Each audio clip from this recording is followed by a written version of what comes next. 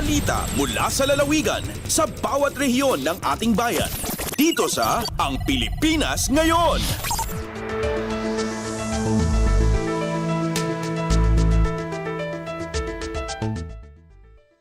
Sa ating unang ulat mula probinsya, seminar kaugnay sa Magna Carta for Women ginawa ng Municipal Social Welfare and Development Office sa Urbistondo, Pangasinan para sa mga 4-piece parent leader.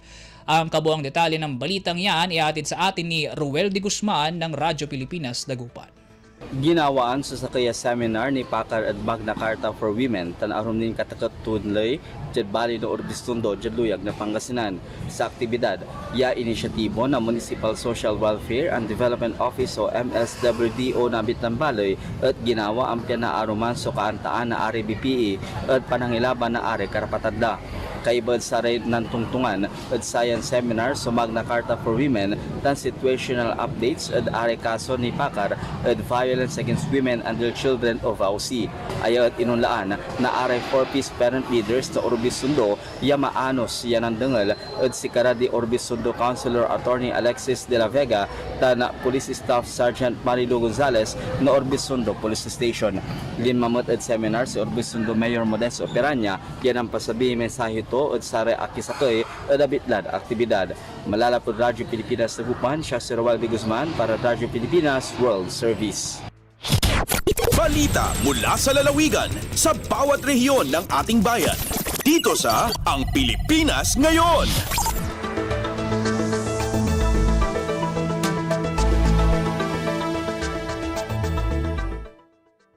Salamat Ruel. Samantala mula Pangasinan, baling naman tayo sa Cordillera.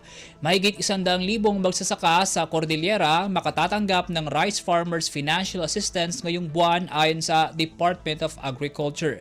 Para sa detalye ng balita, may report si Donna Cawisbalyo ng Radyo Pilipinas, Pontoc.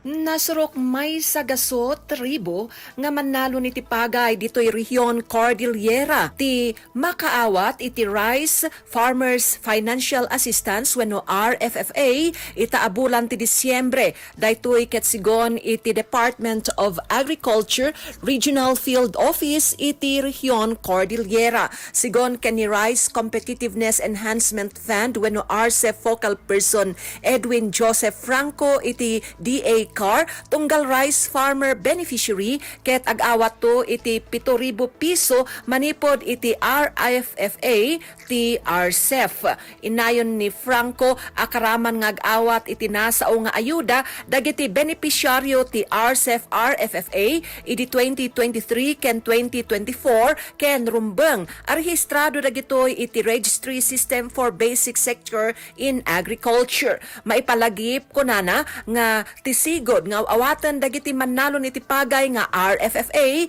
ket 5,000 piso. Itaatawan ket nanayunan iti 2,000 piso. Gapu daytoy ti panagnato ti koleksyon iti taripa ti imported abagas kastamet ti pannakadalos ti listaan dagiti beneficiaryo. Narpos na Bontok, Donna Cawisbalyo para sa Radyo Pilipinas World Service. Balita mula sa lalawigan sa bawat rehiyon ng ating bayan. Dito sa Ang Pilipinas Ngayon.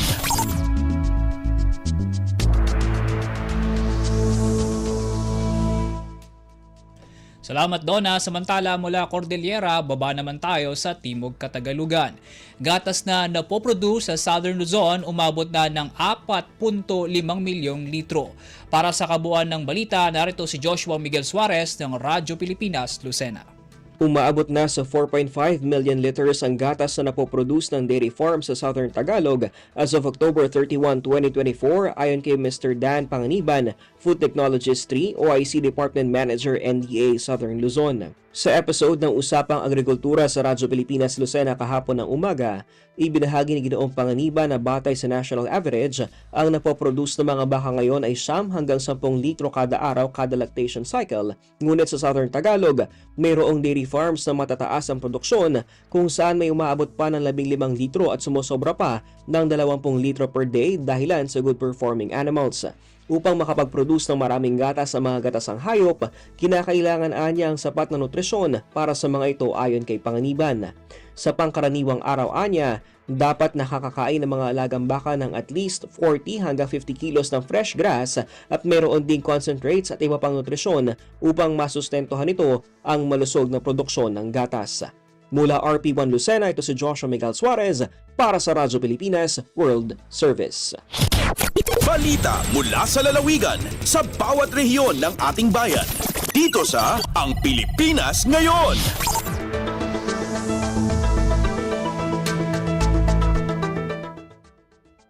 Salamat Joshua. Mula Calabarzon, lipat naman tayo sa Mimaropa Region. Mahigit 1,000 solar home panels na ipagkaloob ng lokal na pamahalaan ng Palawan para sa mga residente ng malalayong lugar sa lalawigan. Para sa kabuang detalye, narito si Lizelle Pilapil ng Radyo Pilipinas, Palawan. Kano lamang ay kapantaw ang gobyerno ang probinsya nga ag-abot sa karibo ig 176 nga individual solar home panel system o SHS nga parte andang Energy Development Program. Gikan ang pundo sa alo 6.5 ka milyon sa Provincial Disaster Risk Reduction and Management Office o PDRRMO, ig agpanguna ra sa pagpantaw ang unit ang opisina ang Provincial Engineering. Sigon kay Engineer Rick Rodriguez ang PEO, 540 individual SHS ang akapantaw sa munisipyo ang Taytay, dading Nobyembre 27 hanggang 29 ng dagon nga dia. Kung adin ang aga-erestar sa mararayong baryo ang Bantulan, Banbanan, Pangkol, Igpalariken ang naging benepisyaryo dia. Pero digi, 636 individual SHS da ang igpantaw sa ibang munisipyo sa Timog ang Palawan, katabid ang Quezon, Rizal, Sofronio, Ignara. Aling digi sa Radyo Pilipinas Palawan, ja si Lizelle Pilapil para sa Radyo Pilipinas World Service.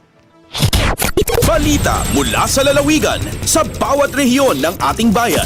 Dito sa Ang Pilipinas Ngayon.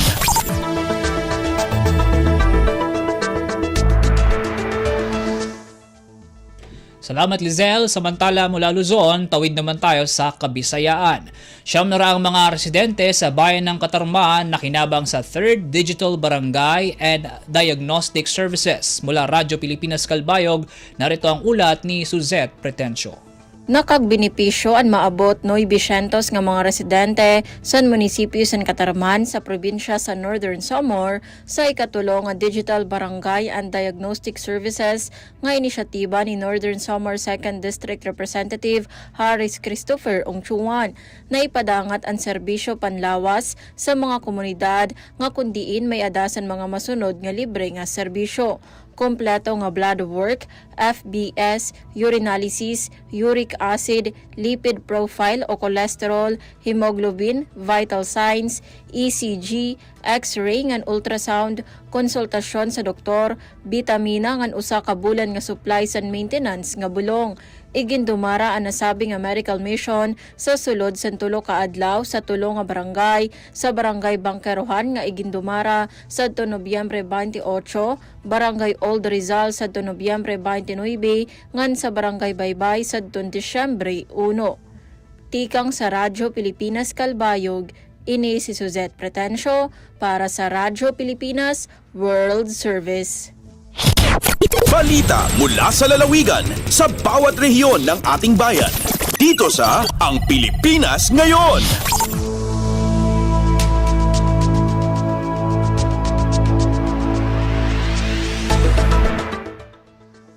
Salamat Suzette. Mula Visayas, lipad naman tayo sa Mindanao. Kick-off ng Automated Counting Machine Roadshow sa Surigao del Sur naging matagumpay ayon sa COMELEC Provincial Office. Mula Radyo Pilipinas Tandag, narito ang ulat ni Raymond Aplaya. Nagmalampuson ang gipaygayon nga kick-off sa COMELEC Surigao del Sur sa ilang Automated Counting Machine o ACM Roadshow niadtong adlawng Lunes, Disyembre 2 nining tuiga. Sa interview sa Radyo Pilipinas Tandag, gibutyag ni Attorney Riza Constantino, ang Provincial Election Supervisor sa Mangbuatan, nga wala sila nadawat nga mga negatibong report kalabot sa pagsugod sa maong roadshow sa 17 ka mga lungsod o 2 ka mga syudad dinhi sa probinsya. Sumala pa nga magpadayon ang pagpahigayon ni ini hangtod na ngadto sa bulan sa Enero sunod tuig nga pangunahan sa nagadaang COMELEC offices.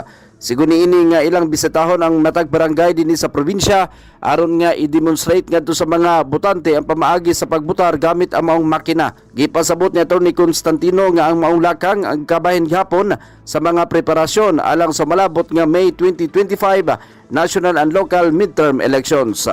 Gikan sa Radyo Pilipinas Tandag, kini si Raymond Aplaya alang sa Radyo Pilipinas sa World Service. Balita mula sa lalawigan sa bawat rehiyon ng ating bayan.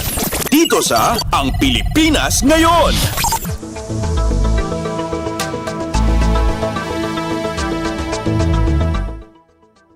Salamat Raymond. Mula Surigao, dayo naman tayo sa Sulu. Pamamahagi ng commodity sa ilalim ng school-based feeding program ng Ministry of Basic, Higher and Technical Education nagpapatuloy sa mga paaralan sa Sulu. Mula Radyo Pilipinas Sulu, narito ang balitang dala ni Fatma Gino.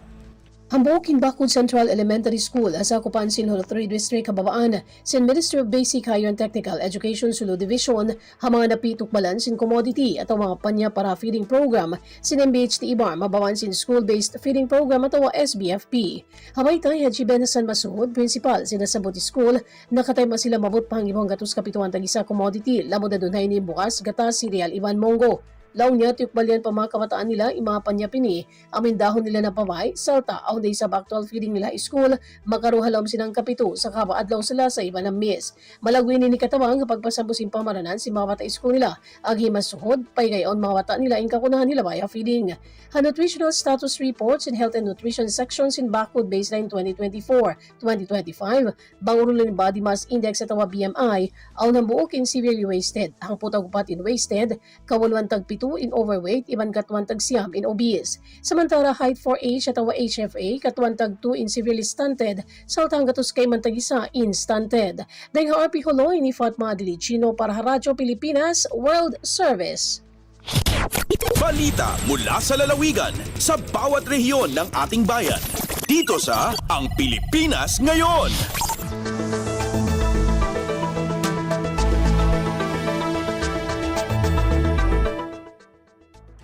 At yan po mga pangunahing balita sa ating mga kapatid na himpilan sa iba't ibang dako ng bansa.